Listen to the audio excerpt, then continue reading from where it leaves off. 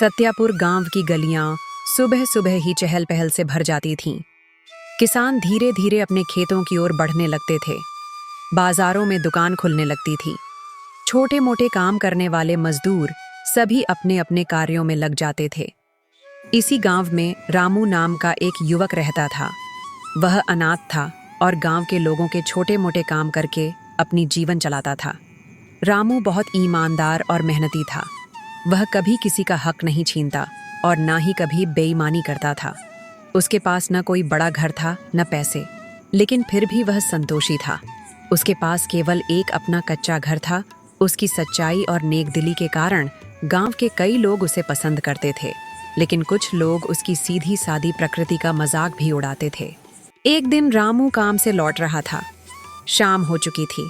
सूरज धीरे धीरे ढल रहा था और हल्की हल्की ठंडी हवा बह रही थी। वह थका हुआ था और जल्दी से अपने छोटे से झोपड़ी में पहुंचकर सोना चाहता था। रामू पैदल जा रहा था बगीचे के रास्ते से। तभी उसे रास्ते में एक चमचमाती थैली दिखाई दी। रामू चमचमाती थैली के पास गया और रामू ने थैली उठाई और उसे खोलकर देखा तो उसकी आंखें फटी की फटी रह गईं। थैली सोने के सिक्कों से भरी हुई थी। उसने गिना तो उसमें पूरे 90 सिक्के थे। रामू गरीब था। ये सिक्के उसका पूरा जीवन बदल सकते थे। वह अपनी झोपड़ी की जगह एक पक्का मकान बना सकता था, अच्छे कपड़े पहन सकता था, स्वादिष्ट भोजन खा सकता था। लेकिन उसके संस्कार और ईमानदारी ने उसे कुछ और ही करने के लिए प्रेरित किया। उसने सोचा, यह थैली किसी का होगा। यदि मेरा सामान गुम हो जाए तो मैं भी चाहता कि वह मुझे वापस मिल जाए। रामू ने तय किया कि वह थैली के असली मालिक को खोजकर उसे लौट आएगा। अगले दिन रामू गांव के चौपाल में गया और वहां बैठे बुजुर्गों से कहा, मुझे रास्ते में एक सोने की थैली मिली है।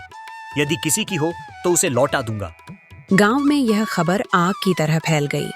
सेठ धनराज अपने घर में बैठा नाश्ता कर रहा था। तभी उसे यह खबर मिली।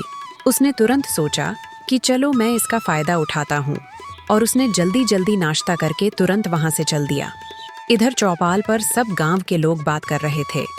तभी गांव का सबसे अमीर व्यापारी सेठ धनराज वहां आ पहुंचा। धनराज पहुंचते ही बोला, यह थैली मेरी है। इसमें 100 सोने के सिक्के थे, लेकिन अब केवल 90 हैं। इसका मतलब है कि तुमने 10 सिक्के चुरा लिए मेरी थैली से। रामू दंग रह गया। वह ईमानदारी से यह थैली लौटाने आया था, लेकिन अब उस पर ही चोरी का आरोप लगाया जा रहा था। गांव के लोग भी चौंक गए। कुछ लोगों को लगा कि शायद रामू ने सच में सिक्के रख लिए हैं, लेकिन कुछ को सेठ पर शक हुआ। रामू ने विनम्रता से कहा, सेठ जी, मैंने कोई सिक्का नहीं लिया। जो थैली मुझे मिली उसमें केवल 90 सिक्के ही थे। यदि यह आपकी थी और 100 सिक्के थे तो यह थैली आपकी नहीं है। आप झूठ बोल रहे हैं। झूठ मत बोलो रामू, तुम गरीब लोग हमेशा चोरी करते हो। मैं पंचायत में जाऊंगा और तुम्हें सजा दिलवाऊंगा। सेठ जी, मैंने कोई सिक्का नहीं लिया। जो थैली मुझे मिली उसमें केवल 90 सिक्के ही थे। यदि यह आपकी थी और 100 सिक्के थे तो यह थैली आपकी नहीं है। आप झूठ बोल रहे हैं। एक दिन गांव के मुखिया और बुजुर्गों ने पंचायत बुलाई गई। दोनों पक्षों ने बारी बारी से अपनी बात बताई। दोनों पक्षों को सुना गया। मुखिया ने सेठ से पूछा, तुम्हें पूरा यकीन है कि तुम्हारी थैली में 100 सिक्के थे? जी हाँ, बिल्कुल। मैं अपनी चीजें गिनकर ध्यान से रखता हूँ। मुखिया ने कुछ देर सोचा, फिर मुस्कुराते हुए कहा, अगर तुम्हारी थैली में 100 सिक्के थे और इस थैली में केवल 90 सिक्के हैं तो यह तुम्हारी थैली हो ही नहीं सकती। इसका मतलब है कि किसी और की थैली है जिसे रामू को असली मालिक तक पहुंचाना चाहिए। सेठ धनराज अवाक रह गया। वह कुछ बोल ही नहीं पाया। पंचायत के लोग मुस्कुराने लगे और सेठ का झूठ सबके सामने आ गया। मुखिया ने फैसला सुनाया, रामू की ईमानदारी की वजह से यह थैली उसे इनाम में दी जाती है। यह उसका हक है।